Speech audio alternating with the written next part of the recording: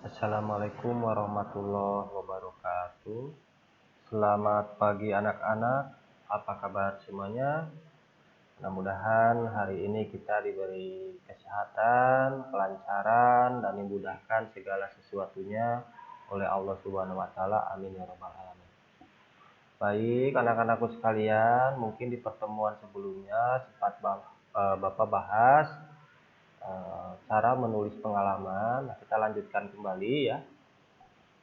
Masih seputar materi nulis pengalaman ya. Baik, mari kita lihat.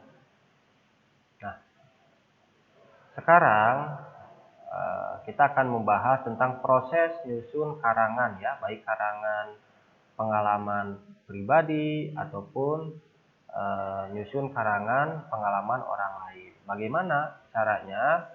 Nah, yang pertama tentu kita harus tahu merangkai kalimat dan mengembangkannya ya. Contoh misalkan dalam sebuah kalimat itu ada polanya ya, seperti subjek, predikat, objek atau subjek, predikat, keterangan. Nah, seperti di sini misalkan subjeknya Andi ataupun saya, kamu ya, dia, nah itu kan subjek ya. Predikatnya biasanya diambil dari kata kerja ya dan kata lainnya. Seperti di sini predikatnya ulin ya. Nah, ulin itu dalam bahasa Indonesianya bermain atau main ya, kerja. Nah, terus di sini polanya SPK ya, subjeknya ini Andi, predikatnya ulin, keterangan tempatnya Pangandaran. Pangandaran itu adalah sebuah kata keterangan tempat ya. Tuh, tempatnya ya di pantai begitu ya, Pangandaran. Nah, jadi harus tahu dulu ini pola ini, subjek, predikat, kata keterangan ya ataupun objek. Nanti kita akan lihat ya contoh karangannya. Nah, sekarang yang selanjutnya yaitu kita juga harus tahu menyusun kalimat menjadi sebuah paragraf. Nah, ini sangat penting ya ketika kita membuat sebuah karangan atau nulis karangan.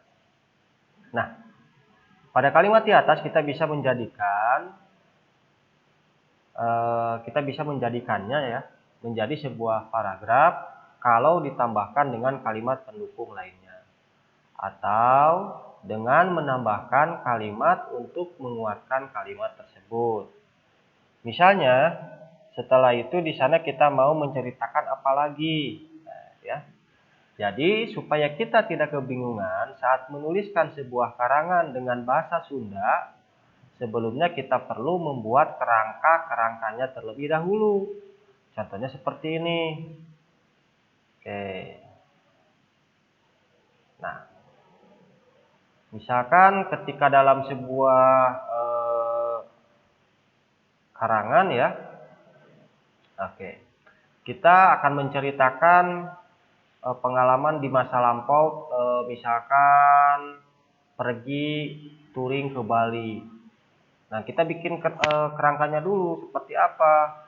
Misalkan inditnya jam berapa atau berangkatnya jam berapa ya. Di sini inditnya jam sabaraha, tumpak naon, ya. Inditnya berangkatnya jam berapa, naik apa begitu kan.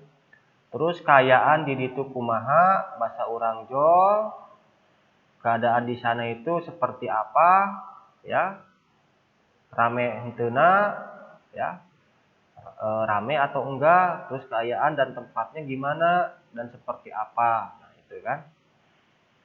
Terus dahar murak timbel, misalkan ya kita di sana ngapain, makan ya, selain misalkan mengamati situasi, apakah kita makan dulu ya kegiatannya atau apa begitu ya. Jadi ditulis ya kegiatan di sana ngapain, nah, seperti itu. Balik deui ka imah. Nah, terus misalkan kita diceritakan juga ketika kita kembali ke rumah lagi, misalkan sesudah sampai di sana diceritakan kembali kegiatannya seperti apa ya, terus ngapain aja. Nah, setelah itu pulang lagi ke rumah, diceritakan lagi. Nah, itu seperti itu, ya. Nah, seperti ini ya. Setelah kita menyusun kerangka karangan, misalnya seperti contoh di atas, untuk memperkuat dan mempermudah dalam mengembangkan kalimatnya, kita bisa tambahkan beberapa kejadian seperti ini. Nah, naon kajadianana, peristiwana, ya. Terus iraha jeung di mana kajadianana. Nah, jadi kalau di Indonesia kan ya itu apa diceritakan ada apa aja di sana gitu kan. Ada apa aja di sana gitu kan. Terus kalau misalkan ada suatu kejadian yang bikin heboh misalkan di sana. Misalkan kejadian ada tsunami misalkan ya di apa di Pangandaran ataupun di Bali. Nah, kita itu harus wajib itu menceritakan ya, menceritakan seputar kronologis kejadiannya di sana. Dan itu yang akan membuat seru ceritanya, ya. Nah, itu boleh ya, sah-sah saja dalam menulis sebuah karangan. Yang intinya adalah membuat karangan pribadi ini ada seputar pengalaman yang telah dilakukan di masa lampau ya, atau yang nyata ya dilakukan di masa lampau ya. Tuh.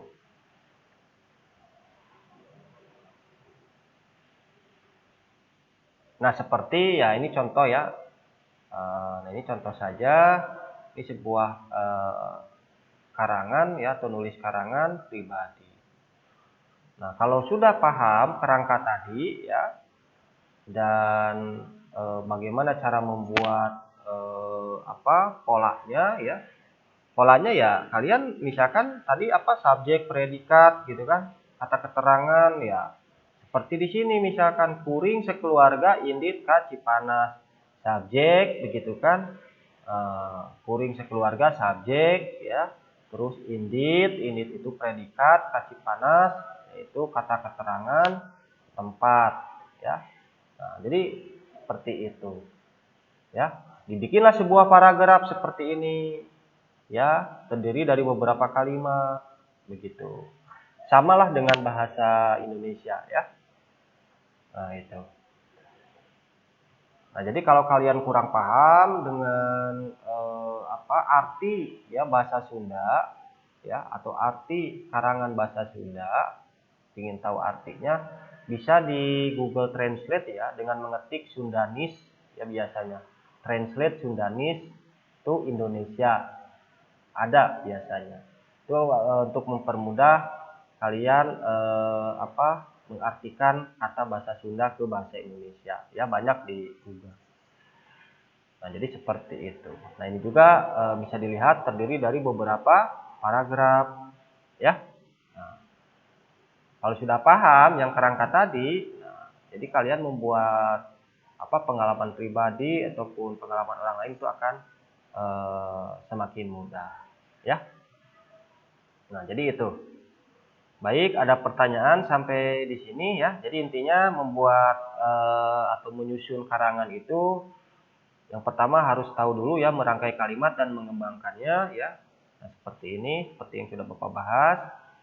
Terus menyusun kalimat yang menjadi sebuah paragraf itu seperti apa, ya kan? Nah, ini ya. Terus yang terakhir barulah kalian bisa membuat sebuah karangan pribadi ya, atau nulis karangan pribadi. Nah, jadi seperti itu ya. Oke, mungkin itu saja untuk pertemuan hari ini. Kalau ada pertanyaan bisa via email ya. Terima kasih. Assalamualaikum warahmatullahi wabarakatuh.